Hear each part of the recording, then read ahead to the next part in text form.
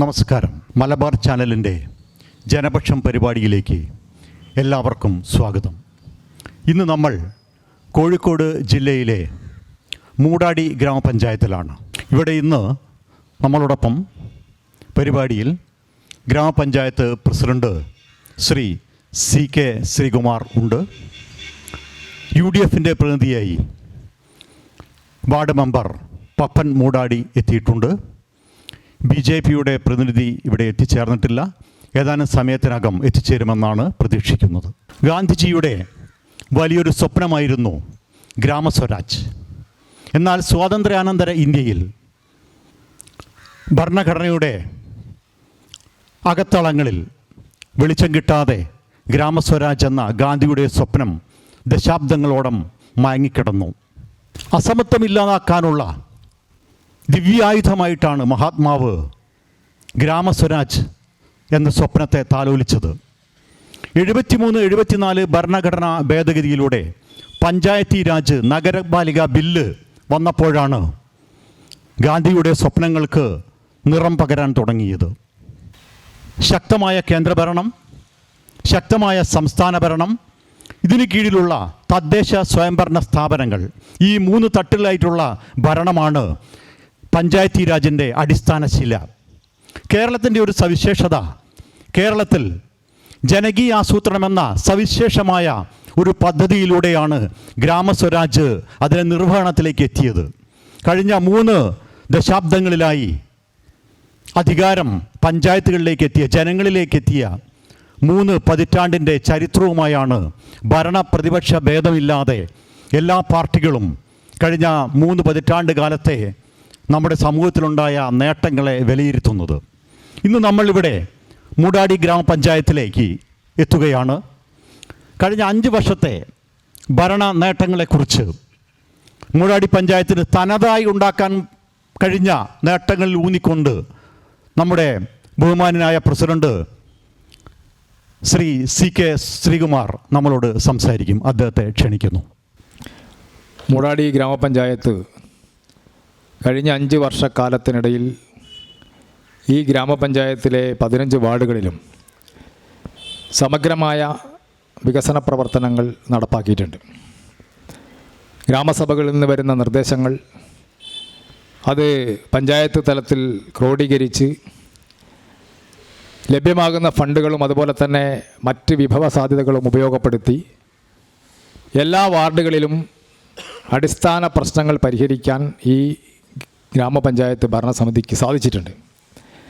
കാർഷിക മേഖലയിൽ ഏറ്റവും പ്രധാനപ്പെട്ട ഊന്നൽ നൽകിക്കൊണ്ട് കേര സൗഭാഗ്യ പദ്ധതി എന്ന പേരിൽ കേരളത്തിലും അതുപോലെ തന്നെ മറ്റ് സംസ്ഥാനങ്ങളിലും ചർച്ച ചെയ്യപ്പെട്ട ഒരു പദ്ധതി ഈ കേരളത്തിന് സമ്മാനിക്കാൻ ഈ ഗ്രാമപഞ്ചായത്തിന് സാധിച്ചിട്ടുണ്ട്.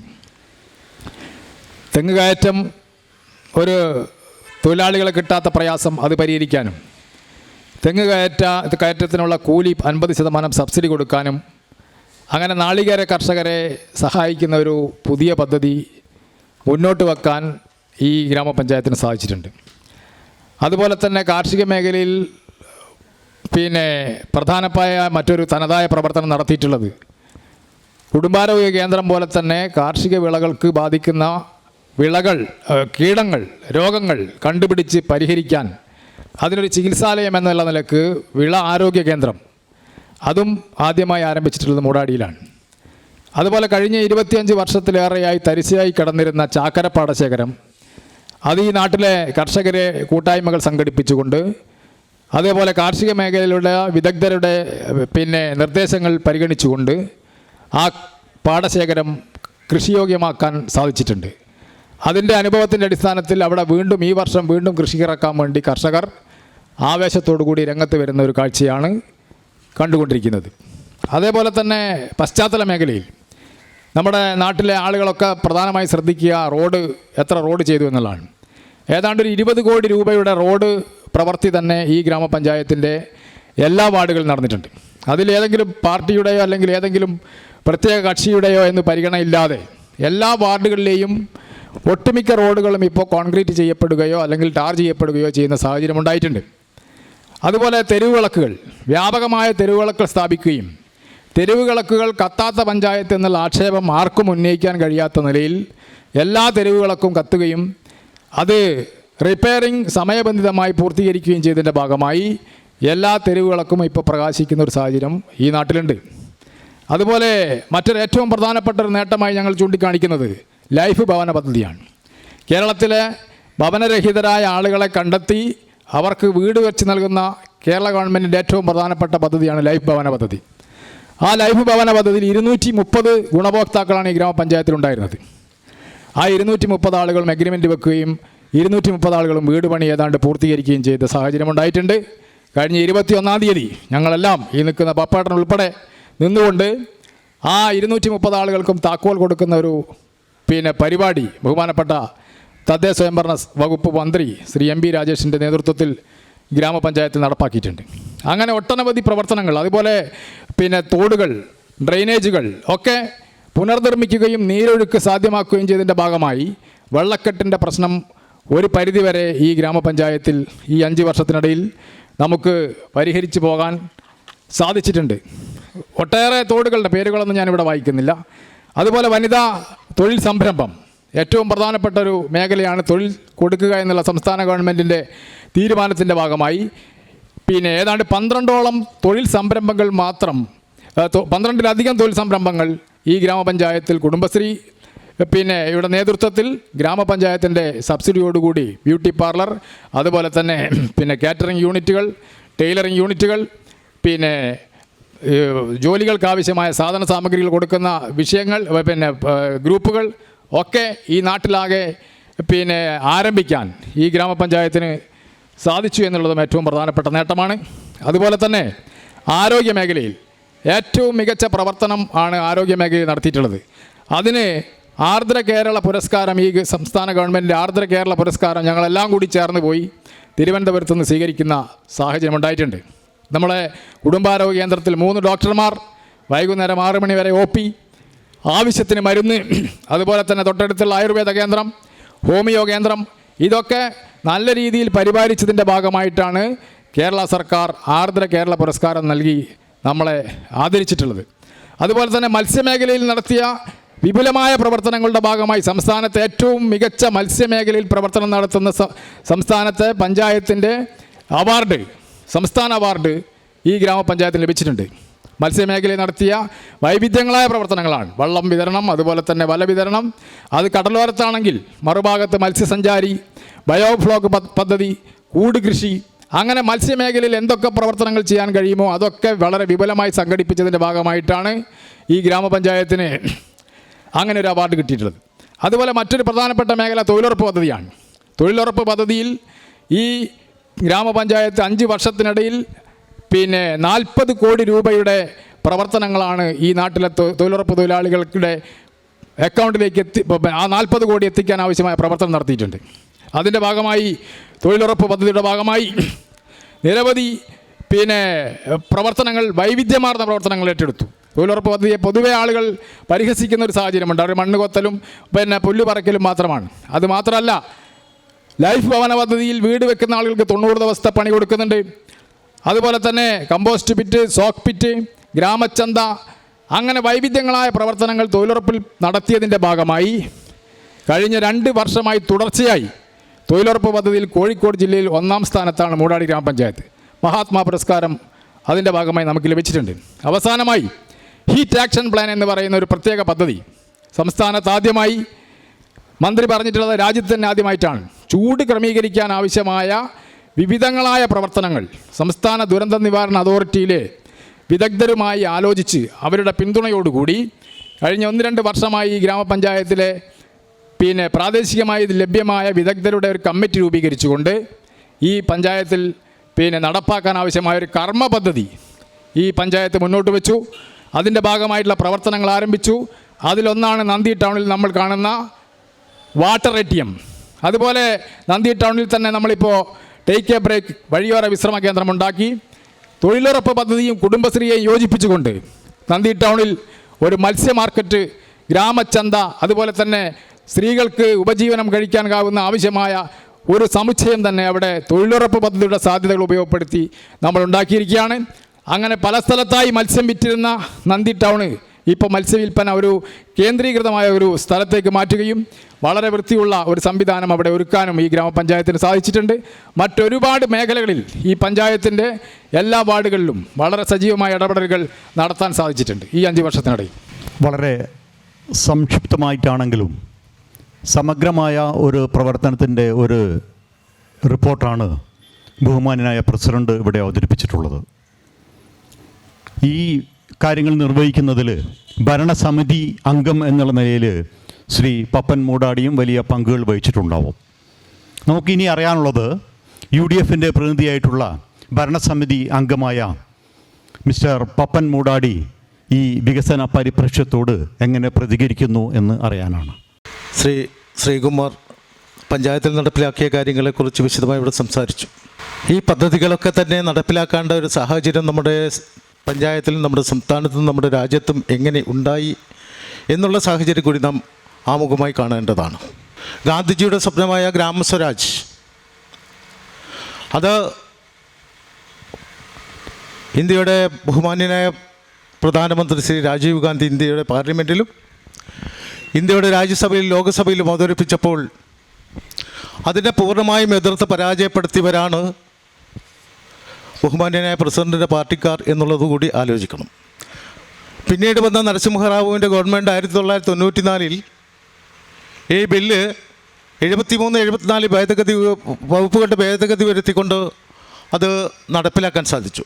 പക്ഷേ രാജീവ് ഗാന്ധിയുടെ കാലത്ത് ഈ പദ്ധതി പാസ്സാക്കി നടപ്പിലാക്കാൻ സാധിച്ചിരുന്നെങ്കിൽ ഈ നാടിന് മുമ്പേ തന്നെ ഒട്ടനവധി വികസനങ്ങൾ നമുക്ക് സംഭാവന ചെയ്യാൻ സാധിക്കുമായിരുന്നു. രാജീവ് ഗാന്ധി വിഭാവനം ചെയ്ത ആ പഞ്ചായത്ത് രാജ് നഗരപാലിക ബില്ലിൽ പഞ്ചായത്ത് പ്രസിഡന്റ് ഉൾപ്പെടെയുള്ള ആളുകളെ ജനങ്ങൾക്ക് തിരഞ്ഞെടുക്കാനുള്ള ഒരു അവകാശം കൂടി അതിലുണ്ടായിരുന്നു. അതൊക്കെ തന്നെ മാറ്റിയാണ് ഇത്തരത്തിലുള്ളൊരു രീതിയിലേക്ക് ബില്ല് അവതരിപ്പിക്കേണ്ടി വന്നത്.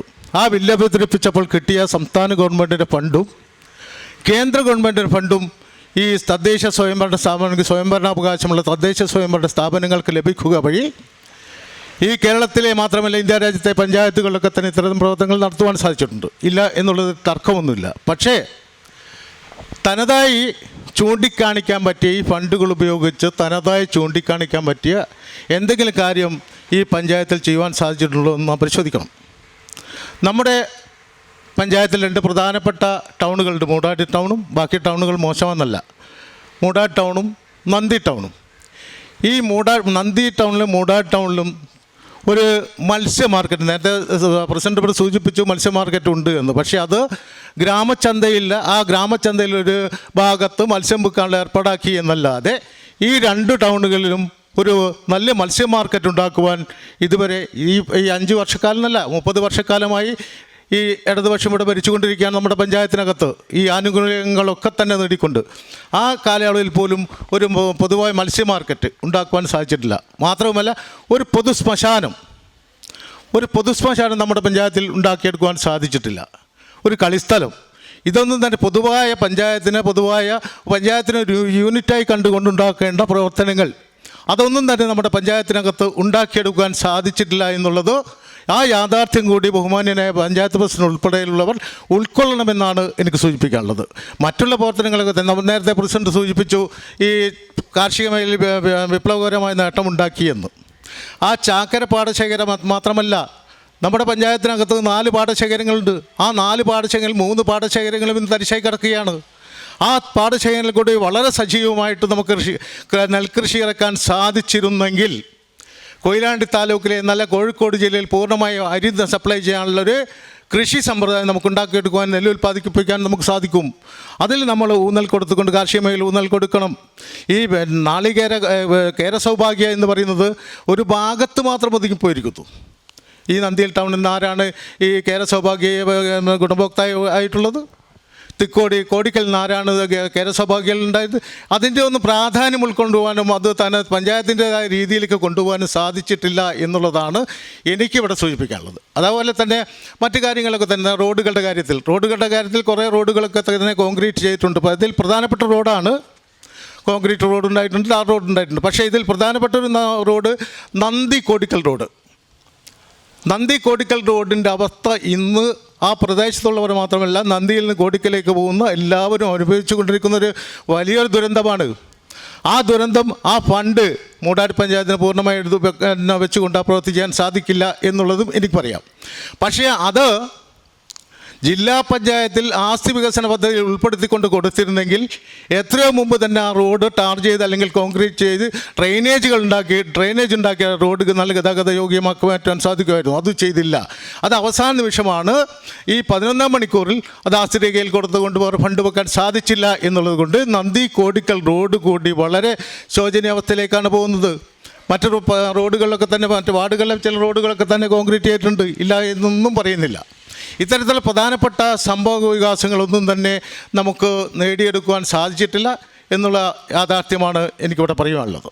ഇപ്പോഴിവിടെ ഉന്നയിക്കപ്പെട്ടിരിക്കുന്ന ഒരു കാര്യം നമ്മുടെ ചർച്ചയുടെ 2-ാം ഭാഗത്തിൽ ഉൾപ്പെടുത്തുന്ന ഒരു പൊതു രാഷ്ട്രീയ പ്രശ്നമാണ്. 73, 74 ഭരണഘടനാ ഭേദഗതിയുമായി ബന്ധപ്പെട്ടുകൊണ്ട് പറഞ്ഞ കാര്യങ്ങൾ നമുക്ക് 2-ാം റൗണ്ടിൽ ചർച്ച ചെയ്യാം.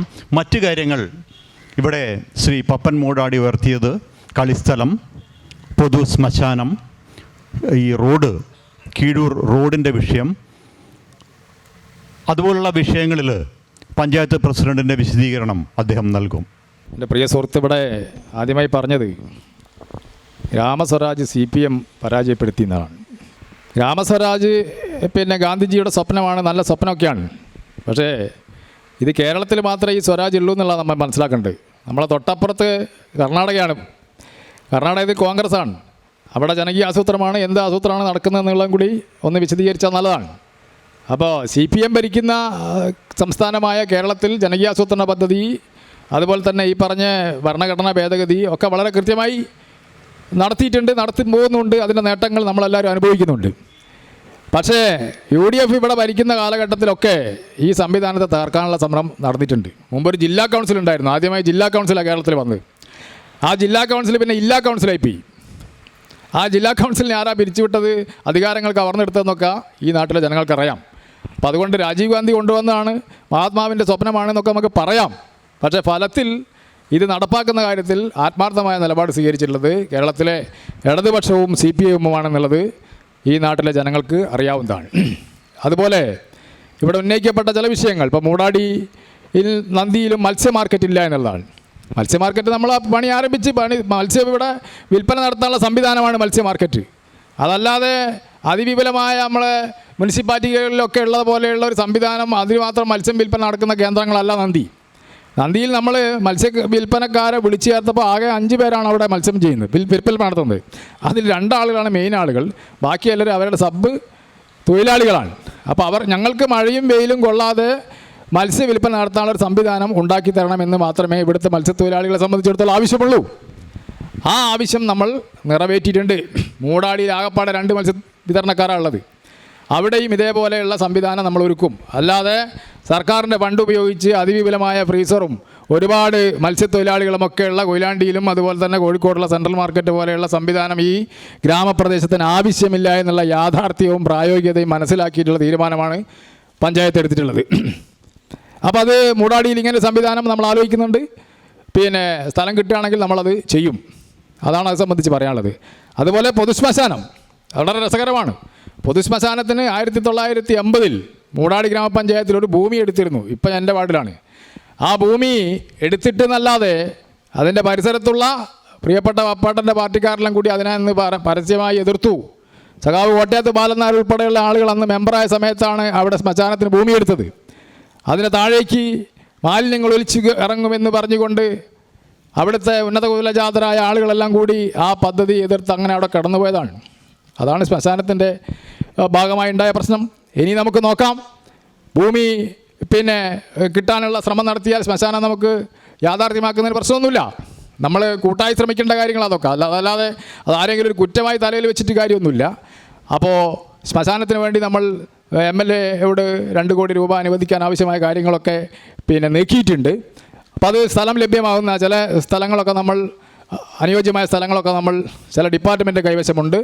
അത് ലഭ്യമാക്കാൻ ആവശ്യമായ നീക്കങ്ങൾ നടത്തുന്നുണ്ട്. അത് കിട്ടിക്കഴിഞ്ഞാൽ ആധുനിക ശ്മശാനം നമുക്കുണ്ടാക്കിയെടുക്കാൻ കഴിയും. അതാണ് ശ്മശാനത്തിൻ്റെ സ്ഥലം. അതുപോലെ കളിസ്ഥലം യാഥാർത്ഥ്യമായി കഴിഞ്ഞതാണ്. നമ്മളെ കടലൂർ സ്കൂൾ അവിടുത്തെ ഗ്രൗണ്ട് പഞ്ചായത്തിൽ ഒരു കളിസ്ഥലം എന്നുള്ള പദ്ധതി ഉൾപ്പെടുത്തി MLA 50 ലക്ഷം രൂപ അനുവദിച്ചു. പിന്നെ സംസ്ഥാന കായിക വകുപ്പ് 80 ലക്ഷം, 1,30,00,000 രൂപയുടെ എസ്റ്റിമേറ്റ് തയ്യാറാക്കി. അതിൻ്റെ ഭരണാനുമതി പിന്നെ ലഭ്യമായി. സാങ്കേതിക അനുമതിയുടെ ഘട്ടം എത്തിയപ്പോൾ ആ സ്ഥലം പിന്നെ ലൈറ്റ് ഹൗസിൻ്റെ കൈവശം മുന്നേ ലീസിനെടുത്തതാണ്. ആ ലീസ് എഗ്രിമെൻ്റ് ഉള്ളത് കൊണ്ട് ലൈറ്റ് ഹൗസിൻ്റെ ഒരു പെർമിഷൻ, അവരുടെ ഹെഡ് ഓഫീസിന് ഒരു പെർമിഷൻ ലഭ്യമാവാത്ത തടസ്സത്തിൽ നിന്ന് പോകാൻ നമ്മളത് എറണാകുളത്ത് അതിലെ ഓഫീസുമായി ബന്ധപ്പെട്ടു. എറണാകുളത്ത് നിന്ന് അവരത് നോയിഡയിലുള്ള അതിൻ്റെ ഹെഡ് ഓഫീസിലേക്ക് അതിൻ്റെ പെർമിഷന് വേണ്ടി അയച്ചിരിക്കുകയാണ്. നമ്മുടെ പ്രിയപ്പെട്ട MP ഒക്കെ ഇടപെട്ടാൽ ആ കാര്യം കുറച്ചുകൂടി എളുപ്പത്തിൽ നടക്കും. ഇവിടെ ഫണ്ടും എസ്റ്റിമേറ്റും എല്ലാം തയ്യാറായി നിൽക്കുന്നു. ആ ഒരു തടസ്സം മാത്രമേ കളിസ്ഥലത്തെ സംബന്ധിച്ചിടത്തോളം ഉള്ളൂ. പിന്നെ കളിസ്ഥലം ഇല്ലാത്ത പ്രശ്നം നമ്മൾ ഈ പഞ്ചായത്തിനെ സംബന്ധിച്ചിടത്തോളം ഇല്ല. മുജുകുന്നിൽ അതിവിശാലമായ ഒരു സ്റ്റേഡിയം നമ്മുടെ പ്രിയപ്പെട്ട MLA നമുക്ക് സംഭാവന ചെയ്തിട്ടുണ്ട്. നമ്മളെ കേരളോത്സവം, തൊട്ടപ്പുറത്തെ പയ്യോളി മുനിസിപ്പാലിറ്റീൻ്റെ കേരളോത്സവം എല്ലാം ഇപ്പോൾ അവിടെയാണ് നടക്കുന്നത്. പല പഞ്ചായത്തിൻ്റെയും പല പിന്നെ തദ്ദേശ സ്വയംഭരണ സ്ഥാപനങ്ങളുടെയും കളികൾ നടക്കുന്ന വെള്ളം കെട്ടി നിൽക്കാത്ത വളരെ ഡ്രെയിനേജ് സിസ്റ്റമുള്ള നല്ല ഒരു പിന്നെ കളിസ്ഥലം നമ്മുടെ ഈ പഞ്ചായത്തിലുണ്ട്, ഗോപാലപുരത്തുണ്ട്, മലബാറിലുണ്ട്. അപ്പോൾ അങ്ങനെയൊക്കെ കളിസ്ഥലം ഒരു ക്ഷാമമുള്ള പഞ്ചായത്തല്ല നമ്മളുള്ളത്. ഒരു യൂണിവേഴ്സിറ്റിയുടെ കീഴിലുള്ള പൊതുവായ ഒരു കളിസ്ഥലം ഈ ഗ്രാമപഞ്ചായത്തിൽ ഇപ്പം നിലവിലുണ്ട്. രണ്ടാമതാണ് നമ്മളിപ്പോൾ സ്വന്തമായ കളിസ്ഥലം എന്നുള്ള ആവശ്യം ഉന്നയിച്ചുകൊണ്ട് നമ്മുടെ സംസ്ഥാന ഗവൺമെൻറ് അതിനു വേണ്ടിക്കൊണ്ടുള്ള ഫണ്ട് മാറ്റി വെച്ചിട്ടുള്ളത് അതാണ്. അതുപോലെ പാടശേഖരം പിന്നെ 3 തരിശാണെന്ന് പറയുന്നത് ഇത് ശരിയല്ല. കാരണം പിന്നെ നമ്മളെ പാടശേഖരങ്ങളെന്ന് പറഞ്ഞാൽ ഒന്ന് മരക്കാട്ട് താഴ, കോട്ടയത്ത് പിന്നെ താഴ, കാപ്പിൽ പാടശേഖരം, ചാക്കര, ഇങ്ങനെയൊക്കെയാണ് നമ്മളത്. അവിടെയൊക്കെ കൃഷി നടക്കുന്നുണ്ട്. അവിടെയെല്ലാം കൃഷി നടക്കുന്നത്. പ്രധാനമായും കൃഷി ചെയ്യാതിരുന്ന സ്ഥലം ചാക്കര പാടശേഖരമാണ്. അത് നമ്മൾ കൃഷി യോഗ്യമാകാൻ വേണ്ടിക്കൊണ്ട് ജില്ലാ പഞ്ചായത്തിൻ്റെ 45 ലക്ഷത്തിൻ്റെ തോടവിടെ വന്നിട്ടുണ്ട്. പഞ്ചായത്ത് തന്നെ മുൻകൈ എടുത്ത് കൃഷി വകുപ്പുമായി ആലോചിച്ച് അഗ്രികൾച്ചർ എഞ്ചിനീയറിംഗ് വിഭാഗത്തിനെ കൊണ്ട് പ്രത്യേക തോടുണ്ടാക്കിയിട്ടാണ് അവിടെ പിന്നെ കൃഷി ഇറക്കിയത്.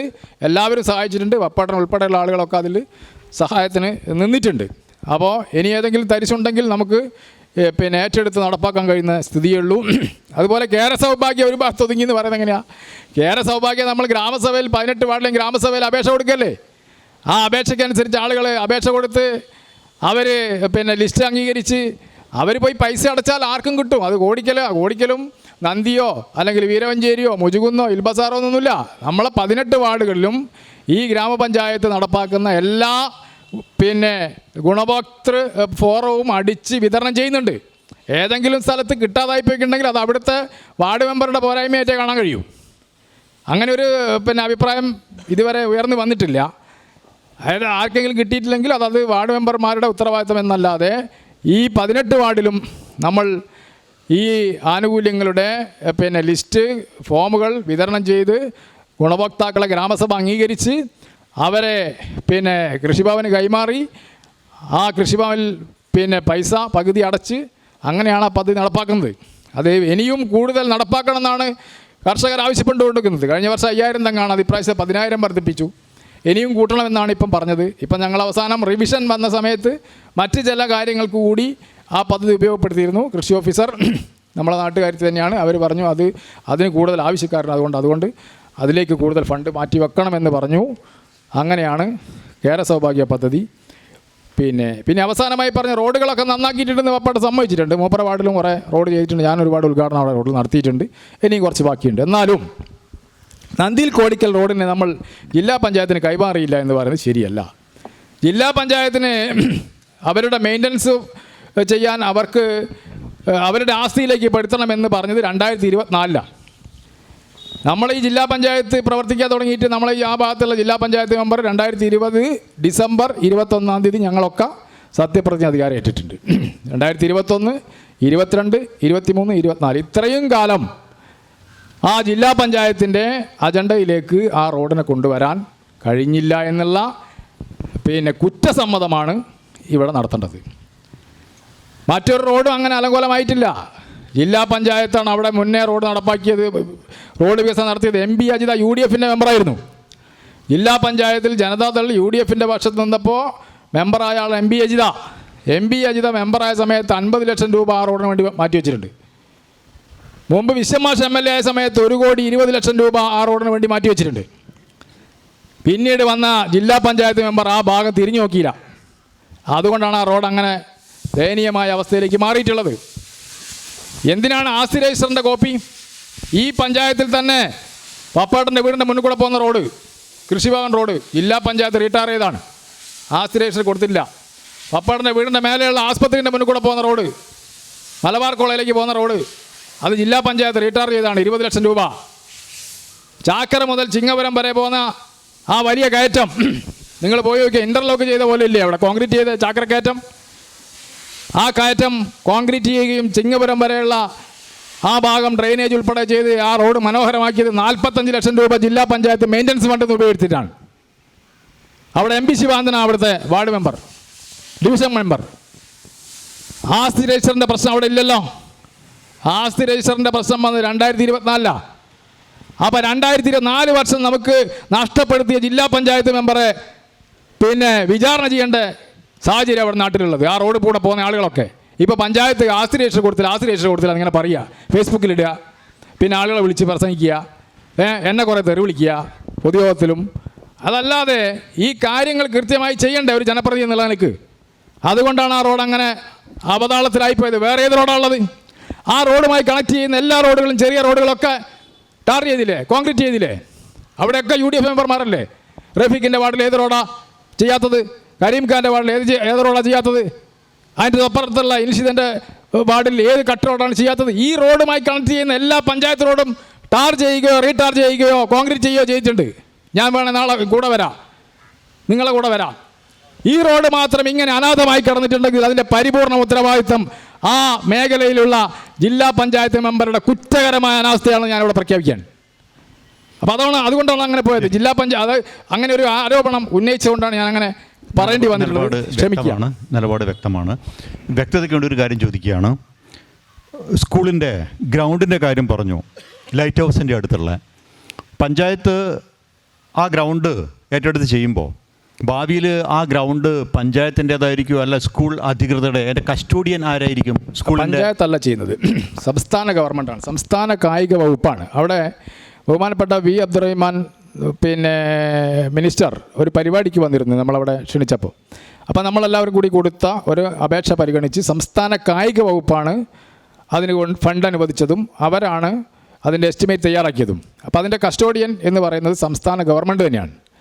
അത് പഞ്ചായത്തിനെ ഗവൺമെൻറ് ഏൽപ്പിക്കും. അല്ലാതെ സ്പോർട്സ് കൗൺസിലോ അല്ലെങ്കിൽ മറ്റാരെങ്കിലോ അങ്ങനെയൊന്നുമല്ല. പഞ്ചായത്തിന് പൂർണ്ണമായ നിയന്ത്രണമുള്ള, കോളേജിനും സ്കൂളിനും ഉപയോഗപ്പെടുത്താം, അതുപോലെ തന്നെ പൊതുജനങ്ങൾക്കും ഉപയോഗപ്പെടുത്താം എന്നുള്ള നിബന്ധനയുടെ അടിസ്ഥാനത്തിലാണ് അവർ മുന്നോട്ട്. ശ്രീ പപ്പൻ മൂടാടി, താങ്കൾ ഉന്നയിച്ച കാര്യങ്ങൾക്ക് കുറച്ച് വൈകാരികമായിട്ടാണെങ്കിൽ പോലും പ്രസിഡന്റ് ഒരു വിശദീകരണം നൽകി. താങ്കൾ അധികം വൈകാരികത ഇല്ലാതെ താങ്കളുടെ നിലപാട് വ്യക്തമാക്കണമെന്നാണ് അഭ്യർത്ഥിക്കുന്നത്. വൈകാരികതയുടെ ഒരു ആവശ്യം ഇവിടെ ഇല്ല. കാരണം ഇതൊരു വ്യക്തിവിരോധം തീർക്കുന്നൊരു പരിപാടിയല്ല. നമ്മുടെ പഞ്ചായത്തിനകത്ത് ചെയ്ത കാര്യങ്ങൾ പ്രസിഡന്റ് പറഞ്ഞു, പോരായ്മകളെ ഞാൻ ചൂണ്ടിക്കാണിക്കുന്നു. പക്ഷെ അതൊരു ജില്ലാ പഞ്ചായത്ത് മെമ്പറെ അധിക്ഷേപിക്കുന്ന രീതിയിലേക്ക് പോകരുതായിരുന്നു എന്നാണ് എനിക്ക് സൂചിപ്പിക്കാനുള്ളത്. ജില്ലാ പഞ്ചായത്തിൻ്റെ ആശ്രയത്തിൽ ഈ റോഡ് 11ാമത്തെ റോഡായിട്ടാണ് 24 കൊടുത്തത് ആശ്രയത്തിൽ. ബാക്കിയുള്ള റോഡുകളൊക്കെ കഴിഞ്ഞിട്ട് ഇത് പഞ്ചായത്ത് പ്രസിഡന്റ് പറഞ്ഞതുപോലെ ആ മെമ്പറുടെ വാർഡിൽ അങ്ങനെ മതി എന്നുള്ള രീതിയിലായിരിക്കാം 11ാമത്തെ മെമ്പറെ റോഡായി ഇത് കൊടുത്തത്. അതുകൊണ്ടാണ് ഈ ഫണ്ട് ലഭിക്കാതെ പോയതും. അല്ലാതെ MLA കൊടുത്തിട്ടില്ല, അജിത മെമ്പർ കൊടുത്തിട്ടില്ല എന്നുള്ളതൊന്നും നമ്മുടെ ഇതിലുള്ളതല്ല. കൊടുത്തിട്ടുണ്ട്, പലരും കൊടുത്തിട്ടുണ്ട്, പല റോഡുകളും ചെയ്തിട്ടുണ്ട്. ഇവിടെ നമ്മുടെ മുണ്ടാടി പഞ്ചായത്തിനകത്ത് ശ്രീ മണിമംഗലത്ത് കുട്ടിയാലി MLA ആയിരുന്ന സമയത്ത് ഒരുപാട് റോഡുകൾ, ഒരുപാട് കോളേജ്, കൊയിലാണ്ടി കോളേജ്, അത് നാരായണ MLA ആയിരുന്ന കാലത്താണ്. പക്ഷേ അത് പ്രാവർത്തികം വന്ന് കുട്ടിയാലി MLA ആയിരുന്ന സമയത്ത് ഒരുപാട് വികസന പ്രവർത്തനങ്ങൾ നമ്മുടെ പഞ്ചായത്തിനകത്ത് മുൻ MLA മാർ നടത്തിയിട്ടുണ്ട്, ഇല്ല എന്നുള്ളതല്ല. പക്ഷേ ആരോഗ്യരംഗത്ത് പ്രസിഡന്റ് പറഞ്ഞൊരു കാര്യം, ആരോഗ്യരംഗത്ത് ഡോക്ടർമാരുണ്ട്, പഞ്ചായത്തിന് അവാർഡ്, നമ്മുടെ മൂടാടി പഞ്ചായത്തിൻ്റെ ആശുപത്രിക്ക് അവാർഡ് ലഭിച്ചിട്ടുണ്ട്. പക്ഷേ ഇന്ന് പല മരുന്നുകളും അവിടെ ലഭ്യമല്ല. പാരസെറ്റമോൾ അല്ലാതെ മറ്റ് ആൻറ്റിബയോട്ടിക് മരുന്നുകളോ മറ്റ് മരുന്നുകളോ ഒന്നും തന്നെ ഇന്ന് അവിടെ ലഭ്യമല്ല എന്നുള്ളത് ഒരു യാഥാർത്ഥ്യമുണ്ട്. എല്ലാ മരുന്നുകളും കിട്ടുന്നില്ല എന്നല്ല, പല മരുന്നുകളും അവിടെ കിട്ടുന്നില്ല. അത് യാഥാർത്ഥ്യമുണ്ട്. പിന്നെ ഈ ശ്മശാനത്തിൻ്റെ കാര്യം പറഞ്ഞു, ശ്മശാനത്തിൻ്റെ സ്ഥലമെടുത്തിട്ട് ഒരുപാട് വർഷമായി. അത് ഒന്ന് ചെയ്തു ബാലൻ നായർ ബാലൻ നായർ എൻ്റെ ബന്ധുവാണ്. ആ ബാലൻ നായർ മെമ്പറായിരുന്ന കാലത്ത് എടുത്തിട്ട സ്ഥലം അന്ന് നമുക്ക് മൂടാടി പഞ്ചായത്തിനെ സംബന്ധിച്ചിടത്തോളം കേരളത്തിലെ ഗ്രാമപഞ്ചായത്തുകൾക്ക് ഈ തരത്തിലുള്ള സാമ്പത്തിക ഇടപാടുകളൊന്നും തന്നെ സംസ്ഥാന സർക്കാരോ കേന്ദ്ര സർക്കാരോ കൊടുത്തിരുന്നില്ല. ആ സമയത്താണ് ശ്മശാനത്തിന് സ്ഥലമെടുത്തിട്ടത്. പിന്നീട് വന്നത് ഈ ഇടതുപക്ഷ ബോഡികളൊന്നും തന്നെ ആ ശ്മശാനം നന്നാക്കാൻ വേണ്ടി ഒരു പ്രവർത്തനം നടത്തില്ല. മാത്രമല്ല, പഞ്ചായത്ത് പ്രസിഡന്റ് പാടുന്നത് കഴിഞ്ഞ ദിവസം ഒരു ആൾ മരണപ്പെടുകയുണ്ടായി. അദ്ദേഹത്തിൻ്റെ വീട്ടുപറമ്പിൽ ശവസംസ്കാരം നടത്താൻ പറ്റാത്തൊരവസ്ഥ. അത് തൊട്ടടുത്ത കോടി പഞ്ചായത്തിലെ ശ്മശാനത്തിലേക്ക് കൊണ്ടുപോകേണ്ട ഒരു അവസ്ഥ വന്നു. അതാണ് ശ്മശാനത്തിൻ്റെ അവസ്ഥ. അപ്പോൾ ഇതാരെയും കുറ്റം പറയാനോ തെറി പറയാനോ അല്ല. നമുക്കിത് സംഭവം നാട് വികസിക്കണം, നാടിൻ്റെ വികസനമാണ് നമ്മുടെ ലക്ഷ്യം എന്നുള്ളത് കൊണ്ടാണ് നമ്മൾ ഇത്രയും കാര്യങ്ങൾ ഇടപെട്ട് സംസാരിക്കേണ്ടി വന്നത്. അത് മറ്റാരെയും കുറ്റപ്പെടുത്താൻ വേണ്ടിയല്ല എന്നുള്ള ആ ബോധവും എല്ലാവരും ഉൾക്കൊള്ളണം എന്നാണ് എനിക്ക് സൂചിപ്പിക്കാനുള്ളത്. ശ്രീ പപ്പൻ മൂടാടി, രാഷ്ട്രീയത്തിന് അതീതമായി വികസന പ്രവർത്തനങ്ങളിൽ എല്ലാ പാർട്ടികളും കൈകോർത്ത് പിടിച്ചുകൊണ്ട് നാടിൻ്റെ വികസനത്തിന് വേണ്ടി അണിനിരക്കണമെന്നാണ് അപ്പോൾ അവസാനമായിട്ട് നമ്മളോട് പറഞ്ഞിട്ടുള്ളത്. ഇനി ഓഡിയൻസിൻ്റെ അവസരമാണ്. നിങ്ങൾക്ക് നമ്മുടെ രണ്ട് നേതാക്കളോട് ചോദിക്കാനുള്ള ചോദ്യം 1 മിനിറ്റിൽ ഒതുക്കിക്കൊണ്ട് ചോദ്യങ്ങൾ ചോദിക്കണമെന്നാണ് അഭ്യർത്ഥിക്കാനുള്ളത്. എനിക്ക് പപ്പേട്ടനോട് ചോദിക്കാനുള്ളത്, നേരത്തെ ജില്ലാ പഞ്ചായത്ത് മെമ്പർ ഒരു കാര്യം ഇവിടെ പറഞ്ഞു. അപ്പോൾ ശിവാനന്ദൻ നമ്മുടെ ഈ പഞ്ചായത്തിൽ ചെയ്ത കാര്യങ്ങളെപ്പറ്റി നമ്മുടെ പ്രസിഡൻറ്റോട് സൂചിപ്പിച്ചു. എന്നാൽ ഈ ജില്ലാ പഞ്ചായത്ത് മെമ്പർ ഇവിടെ ഏതെല്ലാം തരത്തിലെ വികസന പ്രവർത്തനങ്ങൾ എത്ര ഫണ്ട് ഇവിടെ ചിലവാക്കിയെന്ന് പറയാൻ പറ്റുമോ? നമ്മുടെ പഞ്ചായത്ത് ഉൾപ്പെടുന്ന ഡിവിഷനിലാണല്ലോ അയാൾ പ്രവർത്തിക്കുന്നത്. അയാളുടെ എത്ര രൂപ ഏതെല്ലാം ഇനത്തിൽ ഏതെല്ലാം തരത്തിലൂടെ ചിലവഴിച്ചു എന്നുള്ള കാര്യം ഒന്ന് പപ്പേട്ടൻ പറയണം. പല കാര്യങ്ങൾക്ക് വേണ്ടിയും കുടിവെള്ളം ഉൾപ്പെടെയുള്ള പല പദ്ധതികൾക്ക് വേണ്ടിയും പണം ഇവിടെ ചിലവഴിച്ചിട്ടുണ്ട്. അതിന് കൃത്യമായ സംഖ്യ എനിക്കിവിടെ സൂചിപ്പിക്കാൻ കഴിയില്ല. പക്ഷേ ഇത് ശിവാനന്ദൻ മുജുകുന്നിൽ ചെയ്തു എന്ന് പറയുന്നത് അത് ഒന്നാമത്തെ റോഡായിട്ടും കാര്യങ്ങളൊക്കെ കൊടുത്താണ്. അതുകൊണ്ട് കുടികളുടെ പദ്ധതി 2ാം പാർട്ടില്ല. അത് ജില്ലാ പഞ്ചായത്തും ബ്ലോക്ക് പഞ്ചായത്തും കൂടിയാണ് ഫണ്ട് വെച്ചിരിക്കുന്നത്. ജില്ലാ പഞ്ചായത്തും ബ്ലോക്ക് പഞ്ചായത്തും കൂടിയാണ് ഫണ്ട് വെച്ചിരിക്കുന്നത്. ജില്ലാ പഞ്ചായത്ത് വെച്ചിട്ടില്ല എന്ന് പറയാൻ പറ്റുമോ? 15 ലക്ഷം റുപ്യല്ല, ഒട്ടനവധി വികസന പ്രവർത്തനങ്ങൾ അദ്ദേഹം ചെയ്തിട്ടുണ്ട്. പക്ഷേ രാഷ്ട്രീയ വികസന ഒട്ടനവധി എന്ന് പറയലേക്ക് നിങ്ങൾ ഒരു ഇവിടെ കൃത്യമായി കണക്ക് വെച്ച് പറഞ്ഞല്ലോ, അതുപോലെ പറയണ്ടേ? അതല്ലേ നമ്മളൊരു ഇത്. നിങ്ങളിപ്പോൾ നേരത്തെ പറഞ്ഞല്ലോ, പഞ്ചായത്തിൻ്റെ കാര്യങ്ങൾ പറഞ്ഞു, നമ്മുടെ കോടിക്കൽ റോഡൊന്നും ചെയ്തില്ല. അപ്പം പൂർണ്ണ ഉത്തരവാദിത്തം ആരാ? ആശ്രയപ്പെടുത്തിക്കൊണ്ട് മാത്രമല്ല റോഡ് ചെയ്യാന്നുള്ള ആ രൂപത്തിലേക്ക് നിങ്ങൾ സംസാരിക്കാൻ ശരിയല്ല. കാരണം നിങ്ങളുടെ അഭിപ്രായം അതല്ലേ വലിയ മല റോഡൊക്കെ എങ്ങനെ ചെയ്തു? അത് പറയണ്ടേ? നമ്മുടെ ഡിസ്കഷൻ ഒരു രീതി ഇതല്ല. ഇങ്ങനെ അങ്ങോട്ടും ഇങ്ങോട്ടും പറഞ്ഞാൽ ഒന്നും നടക്കില്ല. വാഗ്വാദമല്ല, കാര്യങ്ങൾ ഉന്നയിക്കുക, അതിന് നമ്മളെ പാനലിസ്റ്റുകൾ മറുപടി പറയും. അതിലെന്താ സംശയം ഉണ്ടെങ്കിൽ വീണ്ടും എഴുന്നേറ്റ് നിന്ന് ഒരു ഉപചോദ്യമായിട്ട് ചോദിക്കുക. അതിൻ്റെ കുടിവെള്ള പദ്ധതിൻ്റെ കറണ്ടിൻ്റെ എല്ലാ പൈസയും പഞ്ചായത്താണ് അടച്ചത്. അതും കൂടി അറിയിക്കുക ഞങ്ങൾ. എൻ്റെ വാർഡ് 4-ാം വാർഡിൽ പാറക്കാട് കൽട്ടൺ റോഡ്, അതുപോലെ തന്നെ ഒട്ടനവധി റോഡുകൾ, ഇതൊന്നും സഞ്ചാരയോഗ്യമല്ല. ബഹുമാനപ്പെട്ട എൻ്റെ പേര് അബ്ദുൽ ഗഫൂർ. പാറക്കാട് കൽട്ടൺ റോഡ് മുഖ്യമന്ത്രിയുടെ റോഡ് പരിഷ്കരണ പദ്ധതിയിൽ ഉൾപ്പെടുത്തി 15 ലക്ഷം രൂപയായിരുന്നു അനുവദിച്ചിരുന്നത്. 17 ലക്ഷം രൂപയായി വർദ്ധിപ്പിച്ചിട്ടുണ്ട്. അത് ടെൻഡർ നടപടി പൂർത്തിയായതാണ്. മഴ കഴിഞ്ഞാലേ ടാറിങ് വർക്ക് ചെയ്യാൻ കഴിയൂ. അങ്ങനെ 3 റോഡാണ് നമ്മളെ പഞ്ചായത്തിലായി സെലക്ട് ചെയ്തത്. ഒന്ന് പാച്ചാക്കൽ റോഡ്, അതുപോലെ തന്നെ 9-ാം വാർഡിലുള്ള MG റോഡ്. ആ 3 റോഡുകളും ടെൻഡർ പൂർത്തീകരിച്ച് പണിയായതാണ്. പിന്നെ കൽട്രോൺ പാറക്കാട് റോഡിൽ തന്നെ ഇപ്പോൾ കുറച്ച് വർക്ക് നടത്തിയിട്ടുണ്ട് അല്ലേ ഭാസ്കരേട്ടാ? കൽട്രോൺ പാറക്കാട് റോഡിൽ MLCC വർക്ക് നടത്തിയില്ലേ?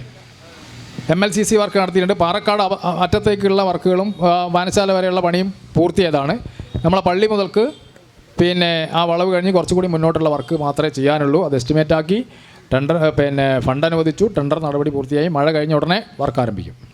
ഈ പഞ്ചായത്ത് നന്ദി ടൗണിൽ ഉണ്ടാക്കിയ വിശ്രമ മന്ദിരത്തിൻ്റെ സ്ഥലവും പഞ്ചായത്തിൻ്റെ ആണോ അതോ നാഷണൽ ഹൈവേ ആണോ? പഞ്ചായത്ത് പ്രസിഡന്റിൻ്റെ ചോദ്യം. വിശ്രമ കേന്ദ്രത്തിൻ്റെത് സ്ഥലം പഞ്ചായത്തിൻ്റെതല്ല, നാഷണൽ ഹൈവേൻ്റെ മേലെ പഞ്ചായത്തിന് സ്ഥലം ഉണ്ടാകില്ല. വിശ്രമ കേന്ദ്രങ്ങൾ സംസ്ഥാനത്താകെ ആരംഭിക്കുന്നത് നാഷണൽ ഹൈവേ അതോറിറ്റി ഓഫ് ഇന്ത്യയുടെയോ അല്ലെങ്കിൽ PWDയുടെയോ മറ്റേതെങ്കിലും ആയിട്ടുള്ള ഭൂമിയിലാണ്. ആ ഭൂമി പഞ്ചായത്തിന് ലഭിക്കുന്നത് എങ്ങനെയാണെന്ന് പറഞ്ഞാൽ ഈ ആവശ്യത്തിന് വേണ്ടിക്കൊണ്ട് പഞ്ചായത്ത് കലക്ടർക്ക് അപേക്ഷ കൊടുക്കും.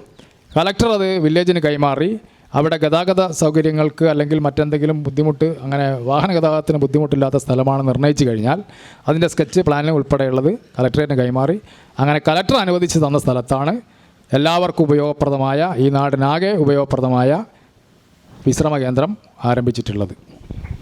ബഹുമാനപ്പെട്ട പ്രസിഡന്റ് സാറിനോടാണ് ഈ ലൈഫ് മിഷൻ പദ്ധതിൻ്റെ ഫണ്ടിൻ്റെ മാനദണ്ഡം എന്താണെന്ന് പറഞ്ഞാൽ കൊള്ളാം. പിന്നെ നാലാം വാർഡിലെ ലൈഫ് മിഷൻ പദ്ധതിയിൽ കൊടുത്ത് 6 വീടുകളാണ് കൊടുത്തത്. അതിൽ മാനദണ്ഡം അനുസരിച്ചല്ല എന്ന് പറഞ്ഞാൽ നിഷേധിക്കാൻ സാധിക്കുമോ? ലൈഫ് മിഷൻ വീടുകൾ എന്ന് പറഞ്ഞാൽ 2020 ഗവൺമെൻറ് ലൈഫ് വീടുകൾക്ക് വേണ്ടി അപേക്ഷ ഓൺലൈനായിട്ടാണ് ക്ഷണിച്ചത്.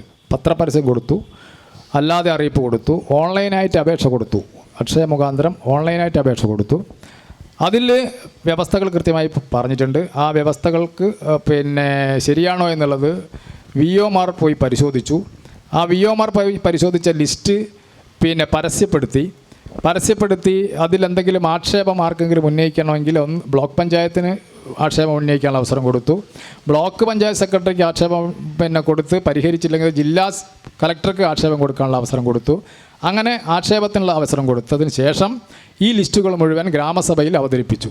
ഗ്രാമസഭയിൽ എന്തെങ്കിലും ആർക്കെങ്കിലും അഭിപ്രായ വ്യത്യാസം ഉണ്ടോ എന്നുള്ളത് പരിശോധിക്കാനുള്ള അവസരം കൊടുത്തു. അങ്ങനെ ഗ്രാമസഭ അംഗീകരിച്ച അന്തിമ ലിസ്റ്റാണ് ലൈഫ് ഗുണഭോക്തൃ ലിസ്റ്റായിട്ട് വന്നിട്ടുള്ളത്. അത് ശരിയല്ല.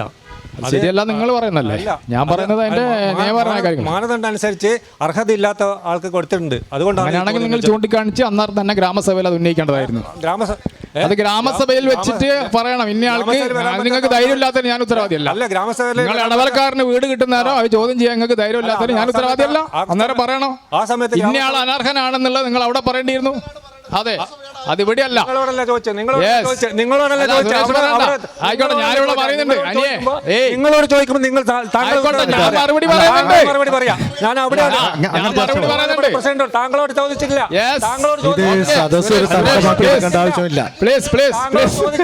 അനിൽ പറഞ്ഞത് എന്താണെന്ന് പറഞ്ഞാൽ അനർഹരാണ് ലൈഫ് ലിസ്റ്റിൽ ഉള്ളതെന്ന്. അപ്പോൾ അനർഹരെ ചൂണ്ടിക്കാണിക്കാനുള്ള അവസരം എന്ന് പറയുന്നത് ഗ്രാമസഭയാണ്.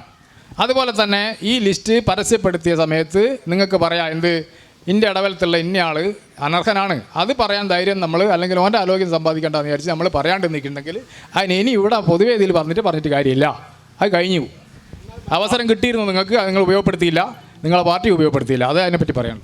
ഈ അതിദാരിദ്ര്യ മുക്ത കേരളമായിട്ട് ഇന്ന് കേരളം പ്രഖ്യാപിച്ചല്ലോ. അപ്പോൾ അതിൽ മൂടാടി ഗ്രാമപഞ്ചായത്തിനകത്ത് അത് എന്നാണ് പ്രഖ്യാപിച്ചത്? അതുമായി ബന്ധപ്പെട്ട് നടത്തിയ ഇടപെടലുകളെ സംബന്ധിച്ച് പ്രസിഡന്റ് ഒന്ന് വിശദീകരിക്കണം. എന്തായിരുന്നാലും നമ്മളെ വികസന സദസ്സ് 14-ാം തീയതിയാണ് ചേർന്നത്. അതിൻ്റെ തൊട്ട് മുമ്പുള്ള ഒരു ഭരണസമിതി യോഗത്തിൻ്റെ തീയതിയിലാണ് അതിദാരിദ്ര്യ മുക്ത പഞ്ചായത്തായി നമ്മൾ പ്രഖ്യാപിച്ചത്. അതിൻ്റെ ന്യൂസിൻ്റെ ഡേറ്റ് നോക്കിയാൽ ആ ഡേറ്റ് കറക്റ്റ് പറഞ്ഞു തരും. 13 ആളുകളാണ് നമ്മളെ ചോദ്യം. അല്ല, തീയതി എന്നാണ് പ്രഖ്യാപനം നടത്തുന്നതിന്റെ ഭാഗമായിട്ട് നമ്മൾ ചെയ്ത മൂടാടി പഞ്ചായത്തിൽ പറയാം. അതിദരിദ്ര മുക്ത പഞ്ചായത്തായി നമ്മൾ പ്രഖ്യാപിച്ചിട്ടുള്ളത് 13 ആളുകളാണ് ആ ലിസ്റ്റിൽ ഉൾപ്പെട്ടത്. അതിദരിദ്ര പഞ്ചായത്ത്, അതിദരിദ്ര എന്ന് പറഞ്ഞാൽ സാധാരണ നമ്മളെ BPL ലിസ്റ്റിൽ ഉൾപ്പെടുന്ന ആളുകളല്ല. സംസ്ഥാന ഗവൺമെൻറ് 2021 ഈ ഗവൺമെൻറ് സത്യപ്രതിജ്ഞ ചെയ്യുന്ന സമയത്ത് ആദ്യമായി പ്രഖ്യാപിച്ചിട്ടുള്ള ഒരു പദ്ധതിയാണ് 2025 നവംബർ 1 കേരളം അതിദരിദ്ര മുക്ത പഞ്ചായത്താകും, സംസ്ഥാനമാകും. അതിൻ്റെ ഭാഗമായി പഞ്ചായത്തുകൾ അതിൻ്റെ പ്രവർത്തനം ഏറ്റെടുക്കണമെന്ന് ബഹുമാനപ്പെട്ട മുഖ്യമന്ത്രിയും തദ്ദേശ സ്വയംഭരണ വകുപ്പ് മന്ത്രിയും നിർദ്ദേശിച്ചു. അതിൻ്റെ ഭാഗമായി നമ്മളെ പഞ്ചായത്തിൽ സമഗ്രമായ സർവേ നടന്നു. ആ സർവേയിൽ കണ്ടുപിടിച്ചിട്ടുള്ളത് 13 കുടുംബങ്ങളാണ്. അതിൽ എല്ലാവർക്കും ഒരേപോലെയുള്ള പ്രശ്നങ്ങളല്ല. അതുകൊണ്ട് പഞ്ചായത്തിനോട് നിർദ്ദേശിച്ചത് മൈക്രോ പ്ലാനുകൾ ഉണ്ടാക്കണമെന്നാണ്. ഓരോ ആളുകളുടെയും പ്രശ്നങ്ങൾ മനസ്സിലാക്കി അവരുടെ പ്രശ്നങ്ങൾ പരിഹരിക്കാൻ ആവശ്യമായിട്ടുള്ള പദ്ധതികൾ രൂപീകരിക്കണമെന്നാണ് പഞ്ചായത്തിനോട് നിർദ്ദേശിച്ചത്. അങ്ങനെ ചില ആളുകൾക്ക് വീടില്ലായിരുന്നു, ചില ആളുകൾക്ക് വീടുണ്ട്, റേഷൻ കാർഡില്ല, ചില ആളുകൾക്ക് ആധാർ കാർഡില്ല, ചില ആളുകൾക്ക് മാനസിക വെല്ലുവിളി നേരിടുന്ന ആളുകളുണ്ട്, ഭക്ഷണത്തിൻ്റെ ബുദ്ധിമുട്ട് നേരിടുന്ന ആളുകളുണ്ടായിരുന്നു, ഉപജീവന സംവിധാനമില്ലാത്ത ആളുകളുണ്ടായിരുന്നു. അപ്പോൾ അവർക്കെല്ലാം പ്രത്യേകം പ്ലാനുകൾ നമ്മൾ ഉണ്ടാക്കി വീട് നിർമ്മിച്ചു കൊടുത്തു. വീടില്ലാത്ത ആളുകൾക്കെല്ലാം വീട് നിർമ്മിച്ചു കൊടുത്തു. ചികിത്സയ്ക്ക് വേണ്ട പ്രോജക്റ്റ് വെച്ചു. മരുന്ന് മറ്റാവശ്യങ്ങളൊക്കെ ഉള്ള ആളുകൾക്ക് അത് നിറവേറ്റി കൊടുത്തു. അതുപോലെ രേഖകളില്ലായിരുന്ന ചില ആളുകളുണ്ടായിരുന്നു. മൂഞ്ചുകുന്ന് ഉള്ള ഒരു കക്ഷി ഉണ്ടായിരുന്നു. അയാൾക്ക് ആധാർ കാർഡ്, റേഷൻ കാർഡ് ഉൾപ്പെടെയുള്ള കാര്യങ്ങളൊക്കെ അദ്ദേഹത്തിന് ചെയ്തു കൊടുത്തു. അദ്ദേഹം ഒരു മാനസിക വെല്ലുവിളി നേരിടുന്ന ആളായിരുന്നു. കോഴിക്കോടുള്ള ചിത്രരോഗ ഹോസ്പിറ്റലുമായി നമ്മൾ ബന്ധപ്പെട്ടു. കുടുംബാരോഗ്യ കേന്ദ്രം മുഖാന്തരം അയാളെ ചികിത്സിക്കാൻ ആവശ്യമായ കാര്യങ്ങൾ ചെയ്തിട്ടുണ്ട്. അതുപോലെ തന്നെ ഉപജീവന മാർഗമില്ലാത്ത ചില ആളുകൾക്ക് അവർക്ക് ഉപജീവന മാർഗം കോഴി കൂട് തൊഴിലുറപ്പ് പദ്ധതിയിൽ കാർഡ് എടുത്തു. വലിയ അധ്വാനമൊന്നും ഇല്ലാത്ത പണിയൊക്കെ ഉള്ള സമയത്ത് അവർക്ക് തൊഴിൽ ചെയ്യാൻ ആവശ്യമായ കാര്യങ്ങൾ ചെയ്തു കൊടുത്തു. അങ്ങനെ 21,50,000 രൂപ ഈ പദ്ധതിക്ക് വേണ്ടി കൊണ്ട് മാത്രം മൂടാടി ഗ്രാമപഞ്ചായത്ത് നടപ്പാക്കിയിട്ടാണ് അവരെ അതിദരിദ്ര മുക്തരായിട്ട് ഇപ്പോൾ കൈപിടിച്ച് ഉയർത്തിയിട്ടുള്ളത്. ഇപ്പോൾ പ്രസിഡന്റ് ഇവിടെ പറഞ്ഞത് ഇന്നിപ്പോൾ കേരള നിയമസഭയിൽ മുഖ്യമന്ത്രി ഒരു ചരിത്രപ്രസിദ്ധമായ ഒരു പ്രസ്താവന നടത്തിയല്ലോ, അതിലായിരുന്നു ചോദ്യം. അതിൽ നമ്മുടെ പഞ്ചായത്ത് എത്രമാത്രം ചെയ്തു? ഇപ്പോൾ 64,000 എണ്ണം കേരള സംസ്ഥാനത്തിൻ്റെ ആകെ എണ്ണമാണ്. അപ്പോൾ അതിൽ കുറച്ചെണ്ണം മൂടാടി പഞ്ചായത്തിനുണ്ടാവുമല്ലോ. അത് ചെയ്ത പ്രവർത്തനമാണ് പ്രസിഡന്റ് ഇവിടെ പറഞ്ഞിട്ടുള്ളത്. അടുത്ത ചോദ്യത്തിലേക്ക് പോവാം. ഒരു 20 വർഷം മുമ്പ് നന്ദി മുകടത്ത് കുളം കുടിവെള്ള പദ്ധതി ആരംഭിച്ചിരുന്നു. ആ പദ്ധതി അന്ന് വ്യാപാരി വ്യവസായിയും ഒക്കെ അന്ന് അത് കോൺട്രാക്റ്റ് എടുത്ത് നടപ്പിലാക്കിയില്ല. അത് പകുതി വഴിക്കിൽ വെച്ച് നിർത്തിയാണ്ടത്. അതിനുശേഷം അതിൻ്റെ വിഷയത്തിൽ പഞ്ചായത്ത് എന്ത് നടപടിയാണ് സ്വീകരിച്ചത്?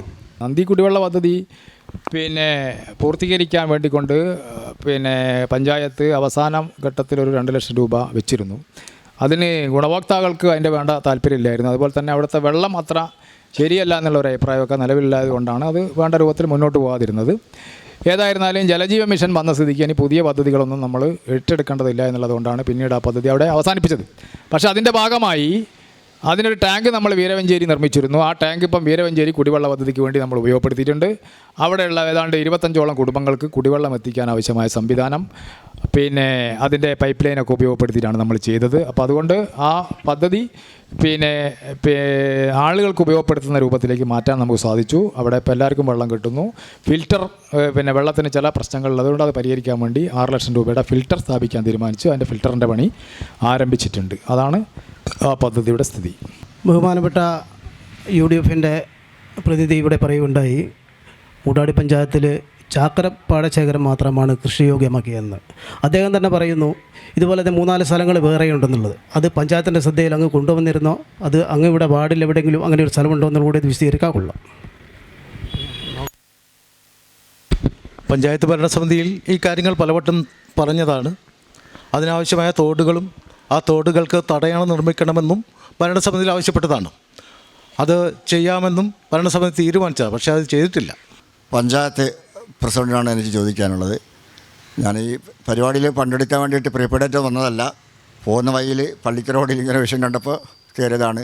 അപ്പോൾ ഏതായാലും വന്ന നിലയ്ക്ക് 2 വിഷയത്തിൽ ചോദിക്കാണ്ട് അത് ഇവിടെ മോഡറേറ്റ് 1 മിനിറ്റാണ് പറഞ്ഞത്. ചിലപ്പോൾ 1.5 മിനിറ്റ് 2 മിനിറ്റ് ആയെങ്കിൽ ക്ഷമിക്കണം. കാരണം നമ്മുടെ നാട്ടിൽ നിന്ന് വളരെ ചർച്ച ചെയ്യപ്പെടുന്ന വിഷയമാണ് നമ്മുടെ ദേശീയവാദമായിട്ട് ബന്ധപ്പെട്ട വിഷയം. പാലൂർ മുതൽ പാലക്കുളം വരെ നമ്മുടെ പഞ്ചായത്തിൻ്റെ പരിധിയിൽ വരുന്ന സ്ഥലം കൂടിയാണ്. ഇപ്പോൾ നമ്മുടെ നന്ദിയിലാണിപ്പോൾ നന്ദി 20-ാം മൈൽ മേഖലയിലാണ് കൂടുതൽ പ്രയാസം അനുഭവപ്പെടുന്നത്. ഇതിൻ്റെ തുടക്കത്തിൽ നമ്മുടെ പഞ്ചായത്ത് ഈ വിഷയം ചർച്ച ചെയ്യപ്പെടുന്ന പഞ്ചായത്തിൻ്റെ ഹാളിൽ ഈ വിനോദനം പങ്കെടുത്തിരുന്നു. ആ സമയത്താണ് ചർച്ചയിൽ കേട്ടത് നമുക്ക് മൂടാടി ഹിൽ ബസാറിൽ വലിയൊരു അണ്ടർപാസ് വന്നിട്ടുണ്ട്. ആ അണ്ടർപാസ് അവിടുത്തെ ജനങ്ങളൊക്കെ സംഘടിച്ചു, അവർ സമരം ചെയ്ത് അല്ലെങ്കിൽ പ്രശ്നം നടത്തിയതിന് പേരിൽ കിട്ടിയിട്ടുണ്ട്. അപ്പോൾ നമുക്കും ഇത് ശ്രമിച്ചാൽ കിട്ടുമെന്നൊക്കെ പറഞ്ഞ രീതിയിലാണ് അവർ സംസാരം തുടങ്ങിയിട്ടിപ്പോൾ ഏകദേശം എനിക്ക് തോന്നുന്ന 1 വർഷത്തിന് മേലായി. അപ്പോൾ ഇപ്പോൾ നമ്മൾ എന്താ പറയുക, അടുത്ത ദിവസമാണ് നന്ദിയിലെ സമരപ്പന്തലൊക്കെ ഇവിടെ വന്നിട്ടിരിക്കുന്നത്. മാത്രമല്ല ഈ മൂടാടി പഞ്ചായത്തിനകത്ത് പറഞ്ഞ പോലെ പരിധിയിൽ വരുന്ന ഈ സ്ഥലത്ത് ഈ നാഷണൽ ഹൈവേ ബന്ധപ്പെട്ട അല്ലെങ്കിൽ ദേശീയമായി ബന്ധപ്പെട്ട ഒരു വലിയ പ്രൊജക്റ്റ് നമ്മുടെ കേരള സർക്കാർ വിഹിതത്തിൽ അടങ്ങി വരുമ്പോൾ നമ്മുടെ പഞ്ചായത്ത് അധികൃതരുടെ കുറ്റകരമായ അനാസ്ഥയല്ലേ നേരത്തെ ഈ പദ്ധതിയെക്കുറിച്ചിട്ട് അറിയാത്തതും അതേപോലെ നമ്മുടെ നാട്ടിലെ ബാധിക്കുന്ന വിഷയങ്ങൾ ഏതൊക്കെ രീതിയിൽ തയ്യാർ ചെയ്യണത് നേരത്തെ ശരിക്കും പഞ്ചായത്ത് ബോർഡ് തന്നെ അത് അറിഞ്ഞിട്ട് ജനങ്ങളോട് പറയുകയും അതേപോലെ ശ്രദ്ധപ്പെടുത്തിയിട്ട് ചെയ്യേണ്ടതായിരുന്നില്ലേ. എങ്കിലും നമുക്ക് ഈ സമരപ്പന്തൽ ഇതൊക്കെ ഒഴിവാക്കിയിട്ട് ഈ സ്ഥലത്ത് വന്ന പോലത്തെ വലിയൊരു അണ്ടർപാസ് മുതലേ മറ്റൊരു സ്ഥലത്ത് വന്ന പോലെ സ്പാം പിടിച്ചിട്ട് മറ്റു നേരത്തെ കൊണ്ടുവന്നുകൂടായിരുന്നോ എന്നാണ് എൻ്റെ ഒരു ചോദ്യം. രണ്ടാമത്തെ ഇപ്പോൾ പ്രസിഡന്റ് തന്നെ പറഞ്ഞു നന്ദി കോടിക്കൽ ബീച്ച് റോഡിൻ്റെ വിഷയം നമ്മളെ ദുൽഖിഫിലിൻ്റെ അനാസ്ഥ കൊണ്ടാണ്, അദ്ദേഹത്തിൻ്റെ കുറ്റകരമായ അനാസ്ഥയാണ്, അദ്ദേഹം മാപ്പ് പറഞ്ഞൊക്കെ പറഞ്ഞിട്ടുണ്ട്. അല്പം വൈചാരികമായിട്ടോ പ്രസിഡന്റ് പറഞ്ഞാൽ കൂടിയിട്ടും അത് സ്വാഭാവികമായിട്ടും അന്ന് രാഷ്ട്രീയ പരാമർശം നടത്തുമ്പോൾ അത് നമുക്ക് അതിനൊക്കെ ഉണ്ടാവാം.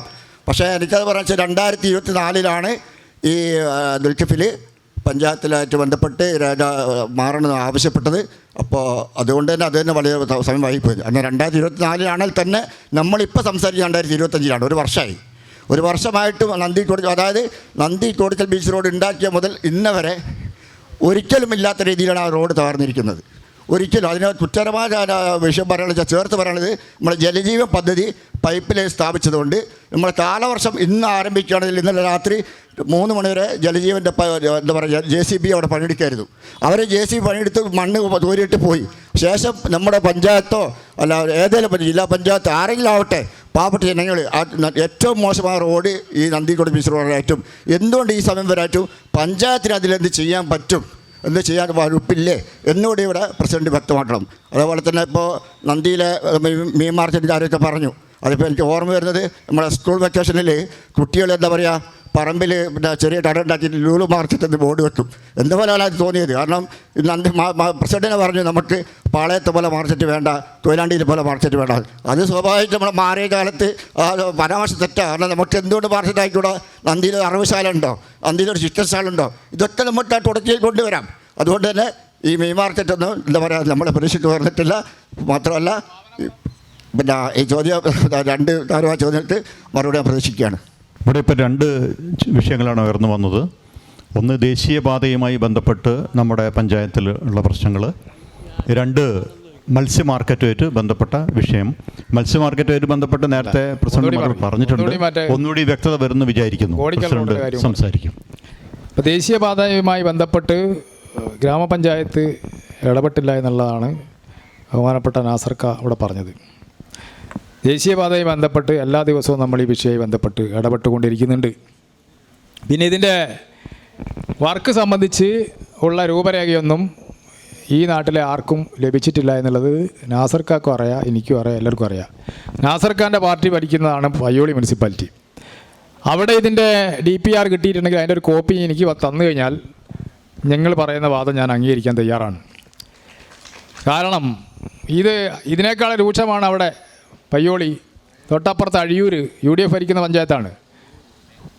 പിന്നെ രമ MLA ആണ് വടകര. ഇന്നലത്തെ വടകരത്തെ ന്യൂസാണ് മാതൃഭൂമിയിൽ പാലത്തിൻ്റെ ഒക്കെ ഉള്ളത്. അപ്പോൾ ഇത് നമ്മൾ ഇടപെട്ടില്ല, നമുക്ക് മുന്നേ അറിവ് കിട്ടിയില്ല എന്ന് പറയുന്നത് തികച്ചും രാഷ്ട്രീയ പ്രേരിതമായ ഒരു അഭിപ്രായം മാത്രമാണ്. അതിന് പ്രസക്തിയില്ല. പിന്നീട് നമ്മൾ ചെയ്യേണ്ട കാര്യങ്ങളെല്ലാം ഈ നാട്ടിലെ ജനങ്ങളെ ആകെ കൂട്ടിച്ചേർത്തുകൊണ്ട് എല്ലാ പാർട്ടിക്കാരെയും ഉൾപ്പെടുത്തിക്കൊണ്ട് നമ്മൾ ചെയ്തിട്ടുണ്ട്. അപ്പോൾ ഇൽബസാറിലെ പിന്നെ പപ്പടൻ്റെ വാർഡാണത്. അവിടെ അണ്ടർപാസ് ലഭിക്കുന്നതും ഇതേപോലെ ജനകീയ പ്രക്ഷോഭം രൂപപ്പെടുത്തിയിട്ടാണ്. അതിൻ്റെ അപ്പുറത്ത് ഗോപാലപുരം മുതൽക്കുള്ള കൾവേർട്ട് നിർമ്മിക്കുന്നതും ഇതേപോലെ പഞ്ചായത്ത് തന്നെ നേരിട്ട് ഇടപെട്ടിട്ടാണ്. NHൻ്റെ അധികൃതരെയൊക്കെ കൂട്ടിക്കൊണ്ടുവന്ന് എവിടെ കൾവേർട്ട് പിന്നെ പ്രശ്നങ്ങളൊക്കെ മനസ്സിലാക്കി കൊടുത്തതിൻ്റെ ഭാഗമായിട്ടുള്ള ഒരുപാട് മാറ്റങ്ങൾ ഉണ്ടാക്കിയിട്ടുണ്ട്. പ്രസാദ് ഇവിടെ ഇരിക്കുന്നുണ്ടെന്ന് തോന്നുന്നത് പോയി. അവിടെ ഇപ്പോൾ അവസാനമായി അവിടെ ഉണ്ട്. പ്രസാദ് ഫേസ്ബുക്കിൽ ഇട്ടിക്കില്ല ഒരു വിഷയം. അവിടെ ഈ മേലേന്ന് വെള്ളം വലിയ കൾവട്ടുണ്ടാക്കി കുത്തിയൊലിക്കുന്നത് പ്രസാദ് ഇട്ടീനും. പക്ഷേ ഇപ്പോൾ ആ വെള്ളക്കുത്ത് ഇല്ല. അത് വെള്ളം നിന്നത് പ്രസാദ് ഫേസ്ബുക്കിൽ ഇട്ടിക്കില്ല. എന്താണെന്നുള്ളത് മനസ്സിലായില്ല. അപ്പോൾ അങ്ങനെ അതൊക്കെ നമ്മൾ ഡ്രെയിനേജ് ഉണ്ടാക്കാൻ വേണ്ടി NHൻ്റെ ആളുകളെ കൂട്ടിക്കൊണ്ടുവന്ന് അത് പരിഹരിച്ചു. അതുപോലെ 20-ാം മൈലിലെ വെള്ളക്കെട്ട് പരിഹരിക്കാൻ വേണ്ടി നമ്മളൊരു പുതിയ പ്രോജക്റ്റ് MLA ഇടപെട്ടിട്ട് നാസർക്ക് ഉൾപ്പെടെയുള്ള ആളുകൾ നിന്നുകൊണ്ടാണ് നമ്മൾ എസ്റ്റിമേറ്റ് തയ്യാറാക്കിയത്. അത് ഭരണാനുമതിക്ക് തിരുവനന്തപുരത്താണുള്ളത്.